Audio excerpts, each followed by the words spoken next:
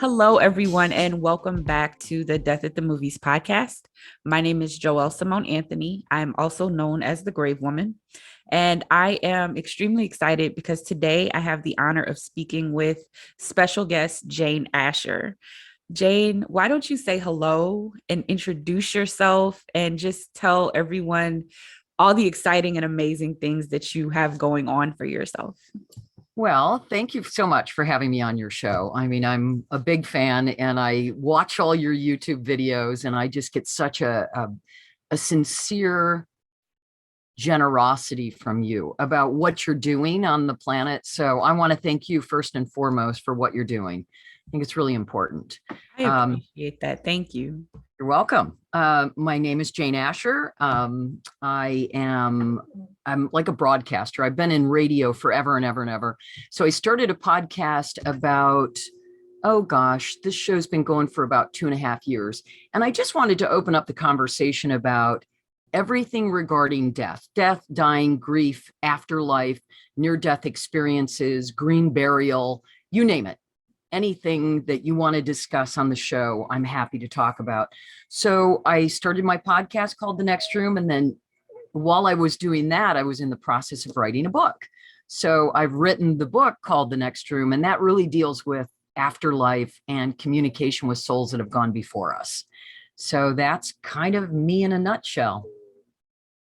That is so amazing. And I have to tell you, I definitely can tell that you've been in radio because your voice is absolutely amazing. I remember hearing you for the first time on the call that we did because we sit on the panel for, or not the panel, I guess it is the board for the beautiful Death and Dying Expo. And I remember hearing your voice and I'm like, who is this woman? Like she has this sultry, deep, sexy baritone voice. It reminds me, I don't know if you're familiar with Luann de Lesseps.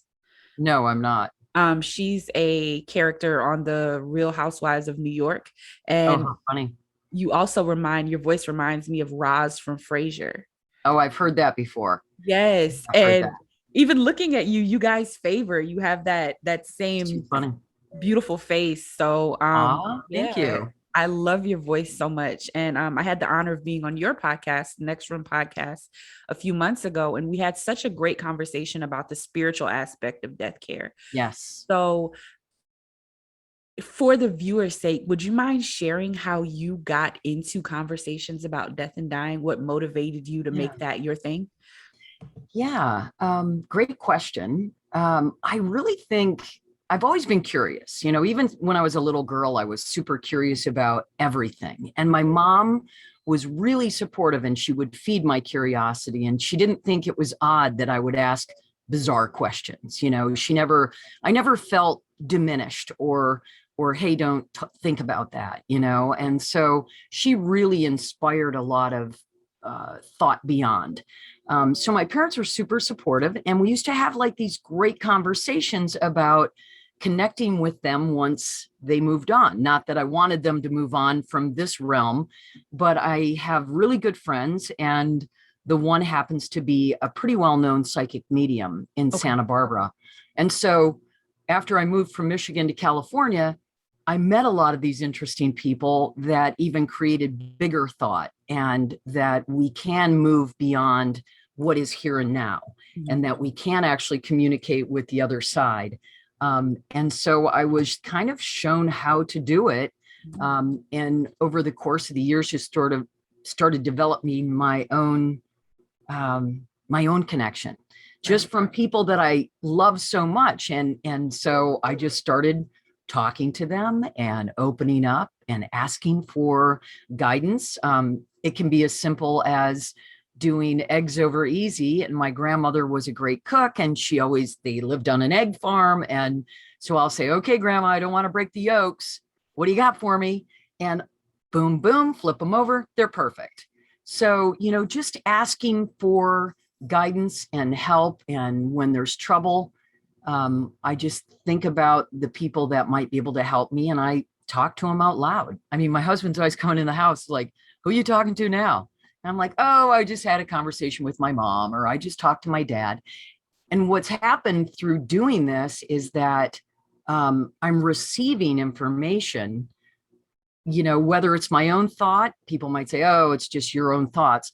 I don't think it is, because it feels almost like this divine lightning bolt of message coming through. And it seems like it has a different energy depending on which one of them is helping me. So it really started with my mom too. I mean, she's been gone now. Well, it's been 11 years. And so shortly after she left, wild things started happening. I mean, communication was happening in different ways. She was leaving my family dimes, and she actually manifested through her best friend's eyes, and sent me. It's amazing. It's all in my book, but it's kind of all about that.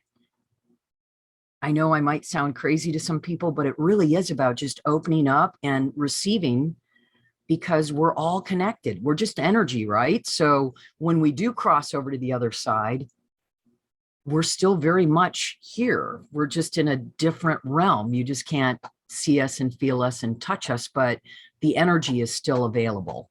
So Wow, that is absolutely amazing. And I can totally relate to what you're saying, because I call it my grave woman tingle. yes, there you go. I love that. My ex actually named it, and I've heard a lot of people refer to it as a download, which is a Yes. term that I'm getting more comfortable with. Mhm. And I struggle with that part because I feel like, yes, a download is a word for it, but it sounds so mechanical, Right. so technical. And I definitely believe that there's a huge difference between the essence of our humanity and our spirit and that of a computer or a device, no matter how much we're trying to bridge the two together. But Yeah.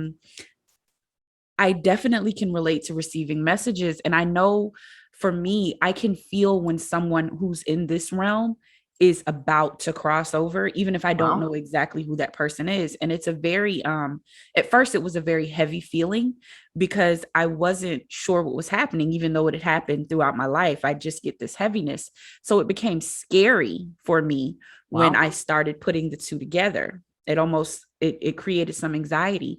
Have When you were opening yourself up and when you were realizing that you had this gift, because I definitely believe acknowledging it is a gift and then mhm. what you receive is a gift as well, was there anything about it that was scary or disturbing to you? I wouldn't use the word scary or frightening. I Okay. would say I was kind of almost like, oh my gosh, what is happening? Right. This is really quite amazing. And the more often I did it and opened myself up, the stronger it became. Mm-hmm. And the more came through, and the more, oh my goodness moments, like I would go, oh my gosh, I just can't even believe what just happened right there. So it didn't frighten me. Although I had a lot of moments where I was, like you call it, I love the grave woman tingle.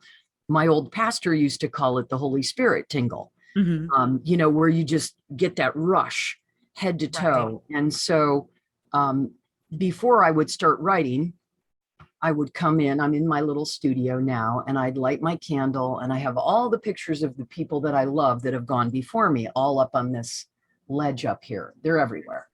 And I open up my arms and I say, I'm ready to receive, and let's have a great conversation. And whatever you need to tell me, I'm open to hearing. And then every single time I would do that, I would get that. And then I would know that I was open and ready. And then I would always say a prayer. I always would pray before I would start to write. That's kind of my thing. It's like I want to stay steeped in my integrity and in Mm-hmm. my truth.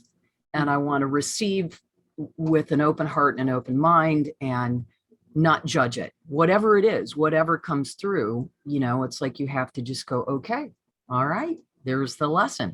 So yeah, it didn't frighten me at all. That's beautiful. And I love what I hear you saying and describing is ritual Yes, yes, and very much. grounding in Hmm. light. Because Hmm. I feel like a lot of times in books and in media, this ability, and I believe it's psychic, I believe it's spiritual, I believe it's otherworldly, I believe it's multidimensional. Um, it's portrayed as something used for manipulation or Mm, for ego to get what we want. And so the fact that you're grounding in light and in truth, it says so much about who you are. Because I mean, the first thing that comes to mind when I think just from a humanistic standpoint of, oh, I can communicate with the other side is give me the winning lottery numbers right, right. or tell me Right. which stocks to invest in. And it's really not about that. No, Um, no.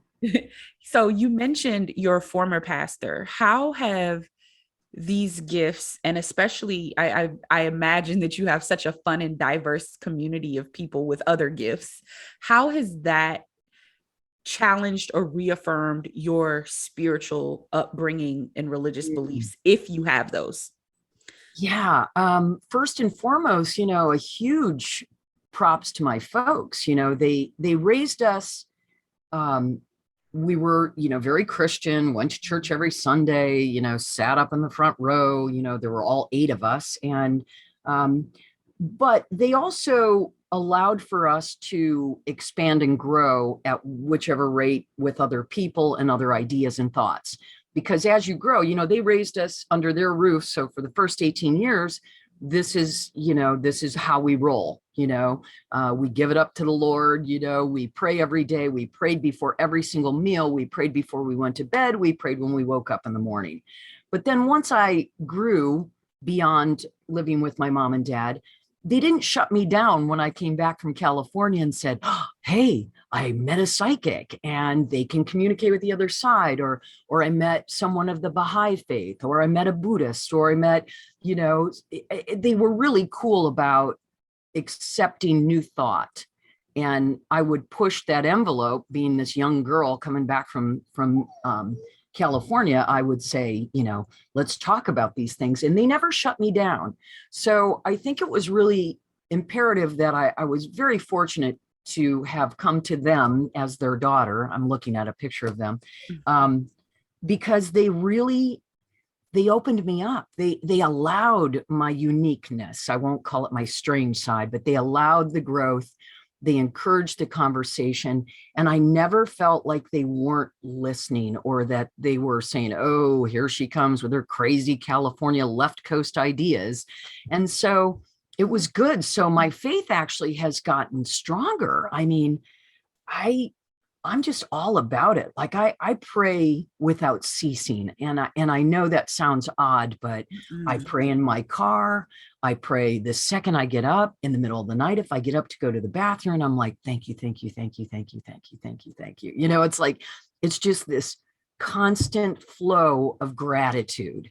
Everything I see, I smile. If there's a bug in the house, I pick it up and put it outside and talk to it. I mean, and it's gotten better and better. And I'm 60 years old. So I'm like, God darn it, when I'm 90, I'm going to be just this old, cute, wrinkled up praying woman. Yeah. So it's good.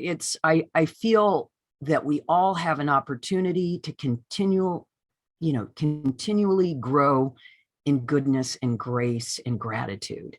We just have to keep looking for the beauty, because there's a lot of sadness on the planet. And it's not that I stick my head in the sand, but I just choose to find the good. I'm always going to look for a pony in a room full of, poop. So it's just important. I love that. And listening to you speak, especially about the writing part, it made me think of two things: Seth Speaks, and then Oh yeah. Abraham Hicks. Yes. I Love both love of them. watching their videos. I tried to read the Seth Speaks book a couple years ago, Yeah. and honestly, it I don't want to say it freaked me out because that's not the word. I think it was just a little bit too deep for where I was at the time. Oh, But I say that to say I'm very excited about your book and your contribution to this conversation. Can you share anything about what we can expect to read in the book, where we yeah. can find the book, and just Sure. anything you want to share about the book, The Next Room? Yeah. Well, first, thank you. I mean, I'm sitting here and I'm holding, my promo copy that I got when I first Whoop-a-doo. Yay. I love the cover. Thank you. So, yeah, it's cool. The story sort of changed and morphed over time, but it really was inspired by my mom, who I always thought when I was a little girl that I was going to write. I don't know why, but I was like, I'm going to write a book. And then after she crossed over, I was really down and despondent. And, she was my favorite human being. And so I started having these connections with her. That kind of came through my dad, because they were married for 62 years. All of a sudden, he loses his best friend. She was only 83 when she passed, and in relatively good health. She just had a heart condition, and so he was really down after she died. And so he came out to spend a month with us in California because he just didn't have the heart to go down to Florida alone. They used to go there, get out of Michigan winter. So he came out to visit my family and me. And he said, Jane, I want to talk to your friend. And I'm like, Dad, you're going to have to be more specific. I've got a lot of friends. And he said, you know the one that does those seances. And I said, you mean my friend Pam? I said, Dad, she's a psychic. I don't know what you think she can do for you. Well, nonetheless, here it is 11 years ago. My 84-year-old dad at the time was adamant that my friend had some kind of holy grail message for him. So I said, well, Dad, she's expensive. She kind of can tell you about your love life and good fortune or a new job, but I don't, I'll see if she'll do me a favor. So I called my friend. She lives in Santa Barbara. Her name's Pam Osley, and said, Pam, my dad's grieving. He thinks he needs to have a conversation with you. Flash forward, she said, sure, no problem, Jane, I'll do it for you. So I set my dad up on a call with my friend, and I gave them privacy. He was outside. He's sitting outside in the lounge chair, and I went to prep dinner. And he was on the phone for a long time. About an hour into it, I finally peeked around the corner of the house, and I could see he had hung up the phone. And I went out there, and he's got tears like streaming down his face. I'm like, oh no, what did I do? I said, I'm so sorry. I'm so sorry. And he goes, no, it's great. She was here. And I said, who? He said, your mother was here. And I'm like, what? I had no idea that my friend who's psychic was a psychic medium. There's a difference. Psychics can see the future and tell you all that good stuff. Mediums actually can communicate with the other side, clearly. And my mother she showed up, and my dad was so happy, and she sent a recording. So he was like, come on, we got to go listen to it. So we went out into the studio here. He sat down, I pulled up a stool next to him, and we listened to this recorded call of my mother coming through my friend Pam, speaking to my dad, saying things to him that no one else knew on the planet. It was clearly my mother. And it gave my dad so much. Here's this very Christian, tithe every week, very buttoned down Lutheran guy.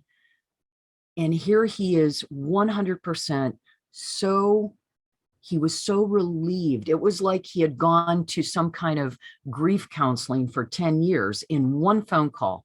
It was extraordinary what it did for him, because all he needed to know was that my mother still loved him, and that she was just waiting for him just beyond the veil in the next room, and would be there waiting. Mm-hmm. So that's kind of how the whole book, my dad got the party started, because then I was thinking, I wonder if my mom would write this book with me. Mm. And so that's how it progressed. So it's it's a story in 4 parts. It's kind of me growing up, me moving to California and meeting this friend Pam and our connection. And then me, Pam, and my mom actually having sessions, which I recorded. So I translated into part 3. And then by part 4, my mom basically told my friend, you do not need Pam to communicate with me. You and I can do just fine doing it together. And that's what happened with part 4. So it ended up just myself and my mother, and I'm sure a heavenly host of others that came through with messages. And it's all grace, goodness, good people, don't gossip. It's all the good stuff that we need to learn. And I find myself reading it because I snap back into being human. Mhm. and not being a nice person. And then I'm like, go read your book. Go read what your mother told you. Right. This is where you need to be. No matter what is going on the planet, don't engage in the nastiness and the divisiveness of what other people want to drag you into, the politics, the icky stuff. It's not necessary. So that's kind of a little bit about it. And it was a labor of love. And I, if I sell one copy, I'll be thrilled, because it was so cathartic, and it was such an absolute joy to just be in this moment. And now it's opened me up so that all I want to do is write, and do my podcast, because that's a lot of fun. I love helping people through the podcast. So it's just it's been a gift. It's been a complete and utter gift. I've already won. Even if I don't want to cry, even if I don't sell any books at all, it's not about that. It was about my journey and about me healing, and also knowing that I can talk to every single person in this room and beyond that at any point. Mm. So, Wow. sorry, Like, long no, way to go. that was so good. And I know it's divine that we're talking right now because of three things that you said. You mentioned the Baha'i religion, and I recently met someone who practices that religion, and I said that I wanted to research it, not for, to convert or anything, but I just wanted to learn more, right? Sure. Oh yeah. Secondly, you said all of the good things that your mother taught you, because sometimes relationships with moms can be complicated. Right. And I feel you said you were 60 years old, which is the age of my parents as well. And I would have never thought that ever. Wow. But it's so interesting that you mentioned healing through talking to your mother through the other realm, because like I said, sometimes relationships with moms can be complex. And I'm witnessing my mom go through a transition in her life where she's reaffirming all those things that she said into us, the goodness, the don't gossip, the don't talk about people, everything you just Right. said.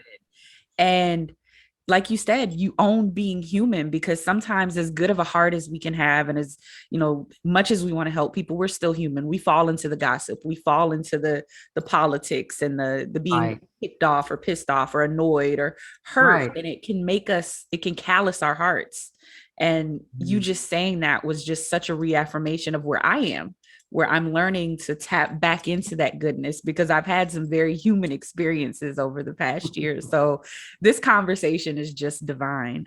I'm going to ask you again towards the end, but where exactly can we find your book and your podcast? Okay. It's called The Next Room with Jane. Excuse me. You can either go to janeasherrainey.com, which I'll send you the link. That's my full name, and that's my website. And you can just click and go to my podcast through there. You can click and buy a book through there. The book is on Amazon. However, if you don't like Amazon, I know some people are like, they're taking over the world. I also plugged into a different publishing set, so that if you did want to go into a Barnes and Noble or a bookstore, you could actually say, they won't have it on the shelf because I'm self-published, but you can order it through a bookstore as well. So Amazon's a great spot. Just search for it. It's called The Next Room. The podcast is everywhere. It's on Stitcher, iHeart, Apple. My network is called Empower Radio, and I love this network so much. My friend owns it. It's 12 years going. He started it because he didn't like the negativity on radio. So he just started this network, and it's all empowerment topics. I mean, all different too. It's not all woo-woo stuff. Right. My show, The Next Room's on there. There's the miracle moment. There's health and wellness. There's being financially fit. There's all different kinds of shows on the network. So Empower Radio is a great place, and you can click and listen to it, or you can download them. They're there. All my shows are there. I think I've done over 50, 60 podcasts are there right now. So you're even on there. You're one of my favorite podcasts. I tell everyone about you, by the way. I love it.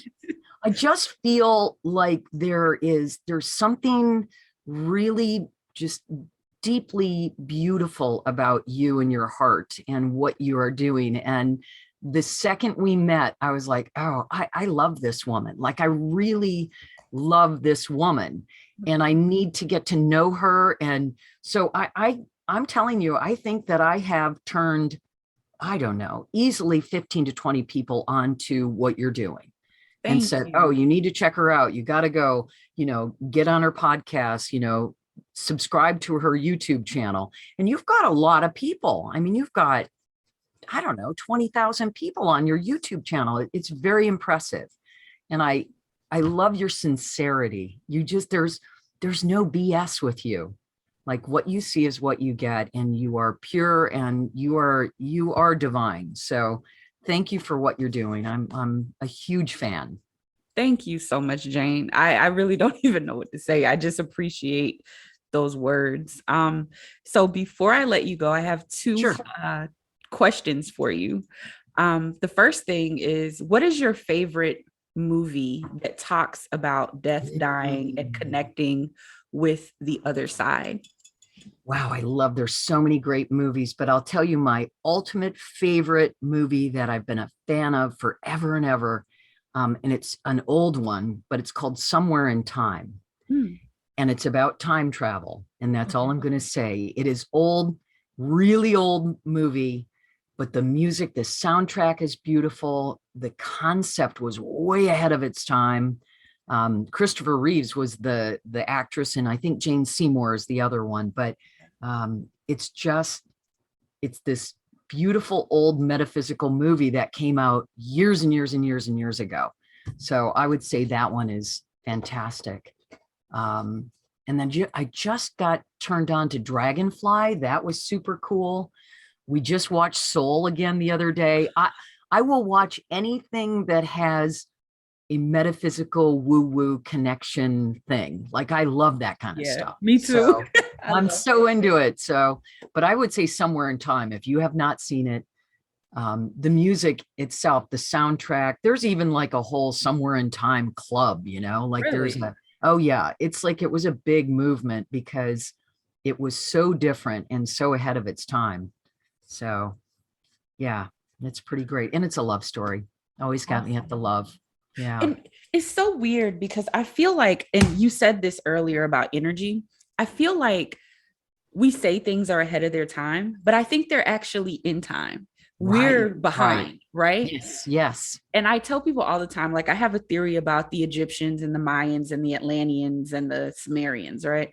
I think they got to a level of consciousness where they simply, like, I don't think they died off.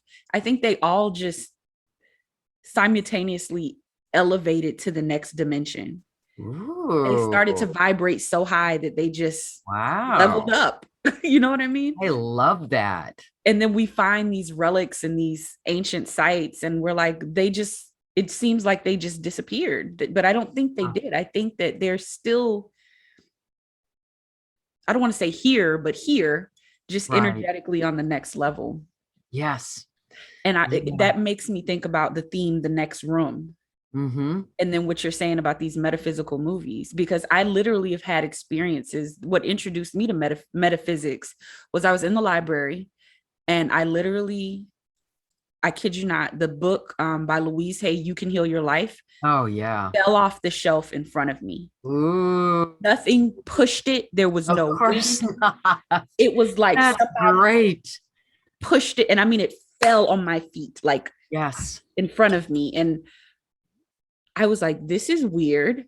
But I had to, of course, take it home. Of And course. that just opened my world and my mind. Beautiful book. Yes. I Beautiful, actually beautiful still book. have the book from the library. I never took it back. Yeah. I ended up paying for the book Oh, after like that's a couple of great. months. Someone, here's immediately what I will tell you is, and you probably know who it is. Someone wanted you to read that. I think so. Someone that had gone before you that loves you so much, whether it was a grandmother or a grandfather or an aunt or uncle, somebody pushed that off and just said, pick it up, take it home. You need this. I I think don't think there is such a thing as a coincidence. I really don't. me We either. are literally here in a very magical world, and it's just filled full of gooey goodness, And once you open up to it, you can't put the lid back on that genie bottle. There's You no turning cannot. back. No, there is way no turning back. Like I am fully committed now, and it's great because I have a very good support system. And I have a lot of siblings, and some of them aren't going to get this at all. And I kept pretty quiet about when I, writing it and everything because it's their mom too, but they have a different relationship with her. And as she has told me, she said, it's all good. She said, I communicate with every single one of them, but some choose not to think that it's possible. And so it's just a different type of communication. She's still there with them. She's still loving them. She's still with them when they're sad or celebrating when they're happy. But maybe they don't choose to be as open about it as I am. So it's really cool. Yeah. I it was either my grandfather or my mama Julie or Nana. I called her, she was an aunt, but I called her Nana. So I really think it had to be one of those two people. Yeah. But I'm grateful. I don't care who it was. I'm just grateful that Yeah. they put me on this path. My Yeah. second question is, how do you envision your death, and how do you desire for your body to be treated after your death? Ooh, good questions. Boy, I'm looking forward to staying super healthy, Mhm. and I would really appreciate a nice, long, healthy life where I feel great, like every single day, happy, healthy, happy, healthy, happy, healthy, dead, right? All the way up to somewhere in my 90s. I think that, Okay. that feels good. How I want my body to be treated, I really want to do green burial. And I'm already starting to do the research about aquamation, and I don't know all the terms and everything, but I want to be as gentle to the environment as possible, Okay. and then whatever is left, if there is a little bit of ash or whatever. I'm a big fan of water. I'm a water baby, so the Pacific Ocean would be great, or if they want to scatter a few with some flowers in Lake Huron by Michigan, that would be great. But honestly, once they do what they do, hopefully very environmentally sound, um, it doesn't matter because I'm not that anymore, you Right. know. So I did read up on a thing where they actually turn your body into some kind of juice, and so and they can use you as fertilizer, right? So I was telling my son, I was like, yeah, I can be turned into Jane juice, and then you can fertilize the tangerine tree. And he got really upset. He goes, stop calling it Jane juice. That's just gross. Uh, And I was like, I like it. I love the thought of fertilizing my tangerine tree. right. But I'm not sure yet. I mean, I've got to read up more on it. I don't know. You know all about the burial situation. Yeah, So, I'm actually still learning a lot about green burial. okay. Yeah, Yeah. because it's like you guys are in California and on the West Coast, and things are Yeah. a lot more progressive there. Yes. We're now just legalizing aquamation, like a lot of Oh, states okay. are, but particularly in the African American community, the green and alternative burials and Mhm. disposition methods are still, I don't want to say resisted, but there's not a lot of information in our community about it. So I'm reading up on things and learning things so that I can share it with mine and other communities. So, Well, that's nice. Yeah. I mean, my mom and dad were, buried old school, in a casket, and they have a plot. And I think there's something beautiful about, like, I love cemeteries. I love, love, love them. And I do like to honor the body too, because it is your vessel, right. it's carried you through everything. But I don't know. I guess it'll be really up to my kids. I've got everything, all my paperwork down, but who knows, 30 years from now, things may change, so I'm not sure. Wow. Great question though. Well, thank you so much for joining me. I absolutely love talking to you. I have to have you back again. I would. Um, to talk about whatever you want to talk about. But again, your website is janeasherrainey.com. Yep. The book is The Next Room. Yep. What are your social media handles? Oh, on Twitter, I'm at Jane Asher. Very simple. Instagram, I'm at Jane Asher Rainey. Let's see here. Facebook, it's The Next Room. So you just like put it The Next Room and it'll come up. I've got a nice little Facebook page there. Let me see. Instagram, Twitter, Facebook. I think that's all I do. Oh, and I'm on LinkedIn too. But yeah, LinkedIn's, I don't know. I don't get it. I mean, it's business and I'm not a business person Right. per se. So I don't know. It kind of bores me, but I like Facebook. I like, it's good to have social media. And I don't do YouTube because I don't do this very often, but I love that you're doing it. Awesome. I will make sure that all of those links are in the description for this Oh, good. podcast, as Awesome. well as the link for the Amazon way to go about purchasing the book, The Next Room, as well as your independent link for those who would prefer to go to a bookstore. I love bookstores, so I think that Me may be the too. route that I go, but I also Yeah. love Amazon because it's so convenient. But thank you so much for chatting with me and spending this Thursday morning with me. You could have been doing anything, but you're here, and I love you right back. Oh, thank you And so much. I look forward to having you back again. Awesome. Thank you. Live life, love hard, and we will talk to you guys next time.